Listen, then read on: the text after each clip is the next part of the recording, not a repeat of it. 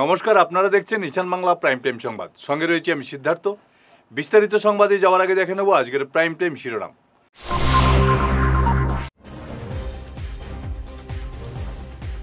অসমে আজমল ওয়াইসি মেগা জোটের সমীকরণ, লক্ষ্য সংখ্যালঘু ভোট।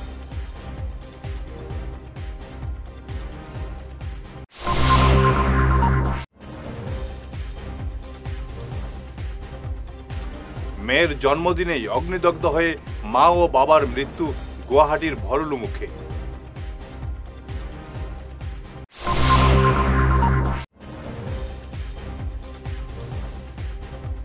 শিলচরের জাতীয় প্রেস দিবসে সাংবাদিক সুরক্ষায় সাংবিধানিক অধিকারের দাবি।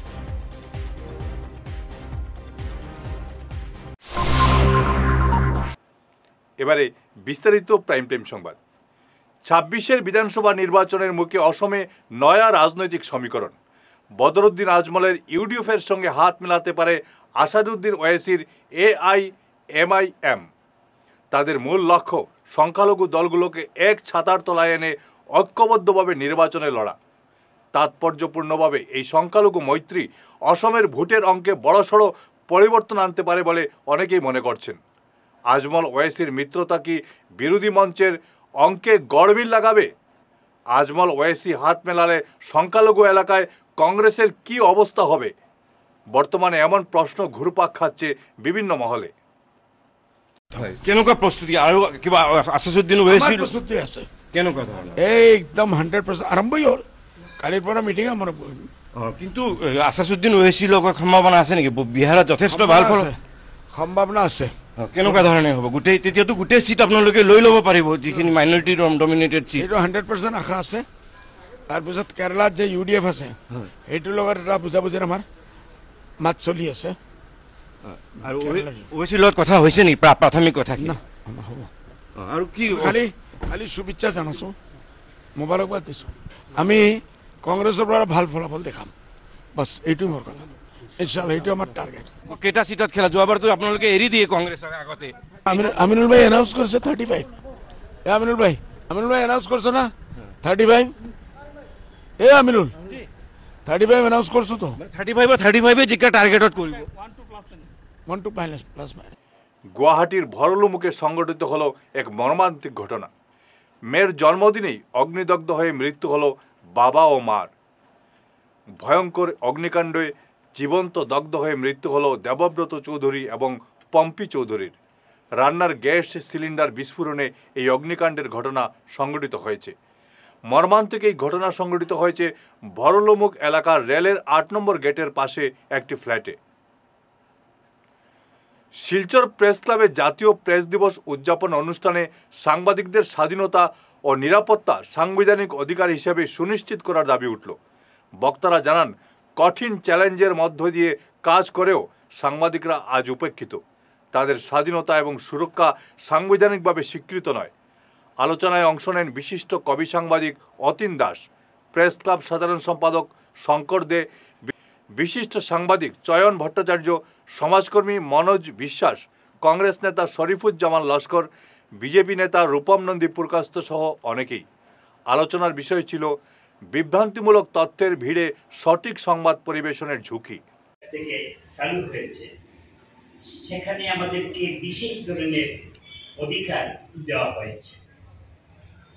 কিন্তু গণতন্ত্রে সবচেয়ে যেটা উল্লেখযোগ্য গণমত, জনমত, সেটা প্রকাশের দায়িত্ব যে মাধ্যমে, সংবাদ মাধ্যমের, তার সম্পর্কে কোনো উল্লেখ নেই। ভারতবর্ষের সাংবাদিকরা কি স্বাধীন? এখানে কি সাংবাদিকতার স্বাধীনতা আছে? সংবিধান খুঁজে সেটা কিন্তু পাওয়া যাবে না। আমরা সাংবাদিকের স্বাধীনতার যে কথাটা বলি, সেটা হচ্ছে নাগরিকের যে স্বাধীনতা, নাগরিকের মত প্রকাশ যে স্বাধীনতা, সেটা থেকেই আমরা ওই সংবাদপত্রের স্বাধীনতাটাকে ব্যবহার করে থাকি। কিন্তু এটাও শাসকরা ঠিক যেন ভরসা পান না। এই জন্য প্রথম জাতীয় সংবাদ মাধ্যম দিবস, ন্যাশনাল প্রেস ডে, এ উপলক্ষে শিলচর প্রেস ক্লাবের পক্ষ থেকে সর্বস্তরে সম্মানিত সাংবাদিকদের অভিনন্দন জ্ঞাপন করছি। সকলের প্রতি অনেক অনেক শুভকামনা। এই দিনটিতে প্রেস কাউন্সিল অফ ইন্ডিয়া নির্ধারিত আলোচনার বিষয়ে আলোকপাত করা হয়েছে এবং এবারের যে আলোচনার বিষয় সেটি হলো safeguarding press credibility amidst rising misinformation. সেই দৃষ্টিকোণ থেকে আজকে আমরা আলোচনা করেছি যে বিষয়ে, সেটি হলো চারদিকে বিভ্রান্তিমূলক তথ্যের ছড়াছড়ি। সঠিক সংবাদ পরিবেশন করার যে যুক্তি রয়েছে সে নিয়ে বিস্তৃতভাবে আলোচনা হয়েছে। আমরা মনে করি আজ প্রকৃত যে সাংবাদিকতা সেটা অনেক কঠিন প্রত্যাহ্বানের মুখোমুখি রয়েছে। একদিকে দেখা যাচ্ছে নিষ্ঠাবান যারা সাংবাদিক তারা দায়িত্ব পালন করতে গিয়ে সঠিক খবর তুলে ধরার জন্য প্রাণপাত পরিশ্রম করছেন, অন্যদিকে তথাকথিত সংবাদ মাধ্যমের নামে জনগণকে নানাভাবে বিভ্রান্ত করা হচ্ছে। এটা চলতে পারে না। সবচেয়ে বড় কথা, এই যে চারদিকে বিভ্রান্তমূলক তথ্য ছড়া, সেটা একটা সাংঘাতিক একটা বিষয় হয়ে দাঁড়িয়েছে। এবং আগে ধরুন যখন সোশ্যাল মিডিয়া আসেনি, সংবাদপত্র ছিল বা ধরুন ইলেকট্রনিক্স মিডিয়াতেও একটা ফ্যাক্ট চেকিং, যেটা সংবাদটা ঠিক আছে কিনা এটা যাচাই করার একটা পদ্ধতি ছিল, যেটা সংবাদপত্রে আছে। প্রথমে সাব এডিটর দেখবেন, নিউজ এডিটর দেখবেন, এডিটর দেখবেন, এবং এমনকি প্রুফরিডার একটা 4-5 জন দেখার পর একটা সংবাদ বেরোয়। সেখানে ভুলের অবকাশ কম থাকে, তবুও হয়ে যায়। মানে ইলেকট্রনিক্স মিডিয়া তো কম থাকে, কিন্তু অনেক সময় টিআরপি পেতে গিয়ে সংবাদটা যাচাই না করে অনেক সময় দিয়ে দেওয়া হয়, যার জন্য অনেক সময় এগুলোর ক্ষেত্রে ভুল সংবাদ পরিবেশিত হয়। কিন্তু এখন যেটা হচ্ছে, সোশ্যাল মিডিয়া আসার পর ঘুরে ঘুরে সাংবাদিক তৈরি হয়েছে, পাড়ায় পাড়ায় সাংবাদিক তৈরি হয়েছে, মোবাইল হাতে সেই সাংবাদিক হয়ে গেছে। এরকম একটা সময় দেখা যায় পারিবারিক ঝগড়াটা উঠে আসছে।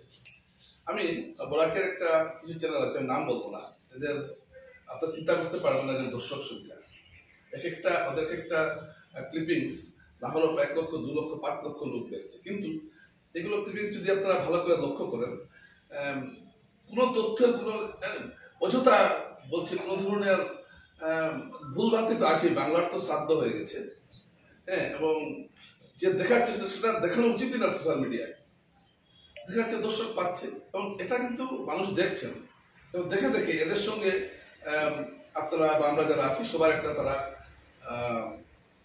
তুলনা করে। এটা একটা পাথারকান্দিতে আমসু সভাপতি রেজাউল করিম সরকার মুখ্যমন্ত্রী হিমন্ত বিশ্ব শর্মার পদত্যাগ দাবি করলেন। তিনি বলেন, সীমান্ত দিয়ে বাংলাদেশি প্রবেশ রুখতে না পারায় রাজ্যের স্বরাষ্ট্র বিভাগের ব্যর্থতা। তিনি হুঙ্কার দিয়ে বলেন, বাংলাদেশি ঢুকলে এসপি ডিসি কোথায় থাকেন। বিধানসভায় অবিলম্বে মিয়া জনগোষ্ঠীকে সরকারি স্বীকৃতি দেওয়ার দাবি জানিয়েছে আমসু। জিলা সমিতিৰ উদ্যোগত আমাৰ এখন জনজাগৰণ সভা আজি অনুষ্ঠিত হ'ল, আৰু এই জনজাগৰণ সভাৰ উদ্দেশ্য আছিল যে মানে বিশেষকৈ আমাৰ সমাজত যিখিনি কুসংস্কাৰ আছে, আমাৰ সমাজত শিক্ষা, বাল্যবিবাহ বা ড্ৰাগছ মুক্ত এখন সমাজ গঢ়াৰ লক্ষ্য আমি লৈছোঁ। ঘৰে ঘৰে শিক্ষা তেতিয়া ৰক্ষা, এই কথা শ্লোগানবিলাক আমি বৰাক উপত্যকাত আমি যাতে প্ৰতি ঘৰে লৈ যাব পাৰোঁ। ড্ৰাগছ মুক্ত এখন বৰাক উপত্যকা বা কুসংস্কাৰ মুক্ত এখন বৰাক উপত্যকা বা বিশেষকৈ কৰিমগঞ্জ জিলা আমি কৰিব পাৰোঁ, তাৰ লক্ষ্যৰে। আৰু লগতে সামগ্ৰিক অসমৰ পৰিস্থিতি, NRC, ডি ভোটাৰ, অসমৰ সংখ্যালঘু সমাজৰ যিখিনি মূল সমস্যা আছে, এই কথা বাৰ্তাবিলাক আজি আমি ইয়াত আলোচনা হ'ল। আৰু ৰাইজে যথেষ্ট পৰিমাণে সঁহাৰি দিছে, ৰাইজে যথেষ্ট পৰিমাণে আশাবাদী হৈ আছিল যে আমচুৱে নিশ্চিতভাৱে এই কথাবিলাক উত্থাপন কৰিব, আৰু আমি নিশ্চিতভাৱে উত্থাপন কৰিছোঁ। আৰু অহা দিনবিলাকত বিশেষকৈ বৰাক উপত্যকা যে আচলতে প্ৰতাৰণাৰ বলি হৈছে, বৰাক উপত্যকাক যে সকলো চৰকাৰে, আজি মই এই চৰকাৰ বুলি কোৱা নাই, প্ৰতিখন চৰকাৰেই যে আচলতে বৰাক উপত্যকাক মাহীৰ দৃষ্টিৰে চাইছে, বৰাকত আহিলেহে অনুভৱ কৰিব পৰা যায়। এতিয়াও আজিৰ দিনতো বৰাক উপত্যকাত না ৰাস্তা ঘাট ভালকৈ আছে, না তেওঁলোকৰ ভাল স্কুল আছে, না স্কুলৰ আন্তঃগাঁথনি উন্নয়ন আছে, না শিক্ষক আছে, না তেওঁলোকৰ বৰ্ডাৰ ৰোডবিলাক ভাল হৈ আছে, একো হৈ থকা নাই। তাৰমানে আল্টিমেটলি দেখা গৈছে যে সমগ্ৰ অসমৰ লগতে বৰাকৰ যিখিনি উন্নয়ন হ'ব লাগিছিল ভাৰতবৰ্ষৰ স্বাধীনতা লাভ কৰাৰ পিছৰ পৰা, এতিয়ালৈকে সেই বৰাকক হোৱা নাই। বৰাকক কেৱল ভোট, যেনেকৈ সংখ্যালঘুসকলক ভোট বেংক হিচাপে ব্যৱহাৰ কৰা হয়, বৰাকৰ সকলো জাতি ধৰ্মৰ লোকক ভোট বেংক হিচাপে হিচাপে ব্যৱহাৰ কৰা হ'ল। এই কথাবিলাক আজি আমি ৰাইজৰ আগত উত্থাপন কৰিছোঁ। আৰু বিশেষকৈ সংখ্যালঘু সমাজক, বিশেষকৈ ধৰ্মীয় সংখ্যালঘুসকলক বৰাকত তেওঁলোকে মানে বৰাকবাসী ৰাইজৰ 15টা ছিট আছিল আজি ভাষিক ধৰ্মীয় সংখ্যালঘুসকলৰ, সেই ছিটবিলাকো কমাই দিয়া হ'ল। তাৰমানে বিধানসভাৰ প্ৰতিনিধিত্বও কমাই দিয়া হ'ল, তাতো তেওঁলোকক প্ৰতাৰণা কৰা হ'ল। গতিকে সমগ্ৰ চাৰিও দিশৰ পৰা হিমন্ত বিশ্ব শৰ্মা ডাঙৰীয়াই বৰাকক প্ৰতাৰণা কৰি আহিছে। দিছপুৰত বহি যিমানেই কথা নকওক হিমন্ত বিশ্ব শৰ্মা ডাঙৰীয়া আচলতে বৰাক যে আজি উন্নয়নৰ শিখৰত নাই, বৰাক যে আজি পিছ পৰি আছে, 5খন ৰাজ্যৰ ভিতৰত অসম যাব হ'লে বৰাককো লৈ যাব লাগিব। গতিকে সেই কামবিলাক মুখ্যমন্ত্ৰী ডাঙৰীয়া কৰা নাই, ৰাইজৰ আগত ছবিটো আমি দাঙি ধৰিছোঁ।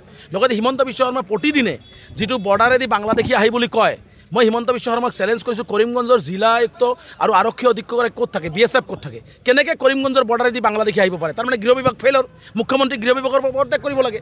কৰিমগঞ্জক বাৰে বাৰে কৰিমগঞ্জৰ মাজেৰেই বৰ্ডাৰ আহে, সেইবিলাক মুখ্যমন্ত্ৰী নেদেখে কিয়? মুখ্যমন্ত্ৰী কেনেকৈ আহি আছে? এই কথাবিলাক কৰিমগঞ্জৰ DCSPৰ বিৰুদ্ধে ব্যৱস্থা কিয় নহয়, BSFৰ বিৰুদ্ধে ব্যৱস্থা কিয় নহয়? তাৰমানে বুজা যায় যে আচলতে চৰকাৰীভাৱে এই মানুহবিলাকক অনা হয় নেকি? গতিকে কৰিমগঞ্জৰ কোনটো ছাইডেদি মানুহবিলাক আহি আছে তাত কটকটীয়া ব্যৱস্থা গ্ৰহণ কৰিবলৈ, নহ'লে তেওঁক গৃহ বিভাগৰ পৰা পদত্যাগ কৰিবলৈ, কাৰণ এইটো সম্পূৰ্ণভাৱে কৰিমগঞ্জবাসী রাজ্যক অপমান করা হয়েছে। ফিরে আসছি ছোট্ট বিরতির পর, সঙ্গে থাকুন। বিরতির পর আবারও আপনাদের স্বাগত জানাচ্ছি ইস্টার্ন বাংলা প্রাইম টাইম সংবাদে। বিহার বিধানসভা নির্বাচনে এনডিএর ঐতিহাসিক জয়ে আতশবাজি পুড়িয়ে সুনাইয়েও আনন্দে মেতে উঠলেন বিজেপি নেতাকর্মীরা। সুনাই মণ্ডল সভাপতি অশোক কুমার গোয়ালা, দলীয় বরিষ্ঠ নেতা ভজন সেন, রামেশ্বর শর্মা, সুনাই পুরসভার ভাইস চেয়ারম্যান শেখ শাহরুল আলম জানান, বিহারের জনগণ উন্নয়নের স্বার্থে বিজেপি নেতৃত্বাধীন এনডিএ জোটকে ফের ক্ষমতায় এনেছেন। ভারতবর্ষের মধ্যে বিহার রেকর্ড করেছে ভারতীয় জনতা পার্টি 202টা সিট নিয়ে সরকার গঠন করবে বিজেপি। আপনারা জানেন যে ভারতবর্ষের মধ্যে আমাদের সর্বশ্রেষ্ঠ প্রধানমন্ত্রী, ভারতবর্ষের আমাদের মুখ্যমন্ত্রী ডক্টর হিমন্ত বিশ্ব শর্মা, উনি এই আসাম থেকে গিয়ে বিহারে প্রচার করেছিলেন। তখন আপনারা দেখেছিলেন যে আমাদের ভারতীয় বিজেপির সভাপতি জেপি নাড্ডা, ওনার নির্দেশে পুরো ভারতবর্ষে আমাদের বিহারের যত প্রচারকরা, আমাদের বিজেপির নেতারা, সিএমরা গিয়ে প্রচার করেছেন। তখন বিরোধী দলরা হেসেছে যে বিহারের সরকার হবে না, বিহারের সরকার হবে না, সব বিরোধী দল জুট হয়েছে। আপনারা দেখেছেন যে বিহারের যে জুট হয়েছে, সেই জুটের মধ্যে যিনি কংগ্রেসের নেতা রাহুল গান্ধী, উনি বিহারে প্রচারে গিয়ে উনি মাছ ধরছেন। আর সেই মাছ ধরার ক্ষেত্রে উনি মাছ ধরা রয়েছেন, কিন্তু বিহারের জনগণ বিজেপির বিগত যে নির্বাচন হয়েছে বিহারে, সেটা থেকে আমরা উপলব্ধি করতে পারি যে ভারতীয় জনতা পার্টি আগামী দিনে একচ্ছত্রভাবে দেশে শাসন করবে।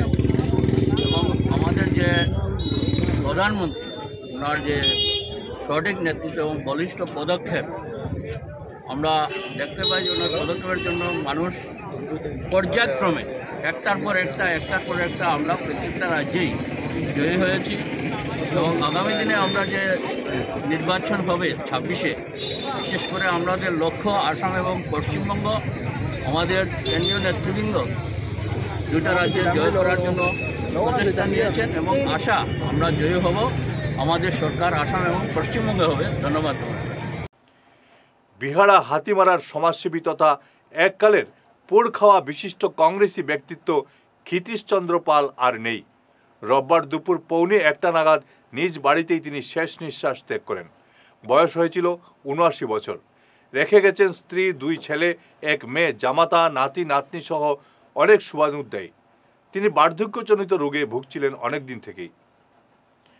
উদারবন সমবায় সমিতির 15টি বোর্ড অফ ডিরেক্টরের আসনের মধ্যে মাত্র 14টি মনোনয়ন জমা পড়েছিল, ফলে নির্বাচনের আর প্রয়োজন হয়নি। সভাপতি সাইফুল হক বড়বুইয়া সহ 14 জন বিনা প্রতিদ্বন্দ্বিতায় বিজয়ী বলে ঘোষণা করেন রিটার্নিং অফিসার রেহান আহমেদ লস্কর। অনুমোদনের পর ওনাদের ওই 14 জন থেকে সভাপতি ও সহসভাপতি নির্বাচিত হবেন। এটা পরে হবে, শুধুমাত্র 14 জনকে নিয়ে এই সভা অনুষ্ঠিত হবে। ওনাদের মধ্য থেকে এই সভাপতি ও সহসভাপতি নির্বাচিত হবেন।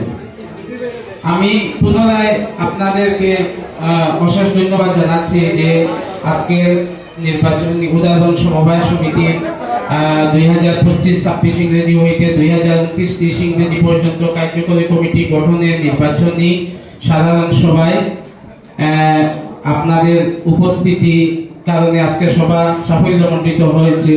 এজন্য আমি সমবায় সমিতির পক্ষ থেকে আন্তরিক অভিনন্দন জানাচ্ছি ও শেষ করার আগে ঈশান বাংলা প্রাইম টাইম শিরোনাম আরো একবার।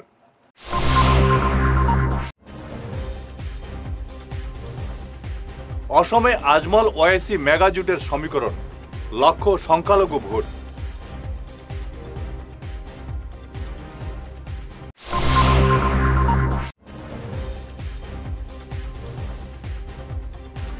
মেয়ের জন্মদিনেই অগ্নিদগ্ধ হয়ে মা ও বাবার মৃত্যু গুয়াহাটির ভরলু মুখে।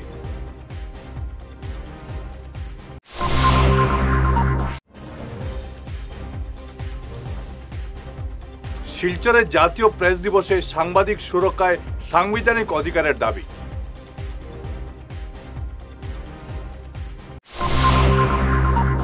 আজকের মতো ঈশান বাংলা প্রাইম টাইম সংবাদ এ পর্যন্তই। নমস্কার।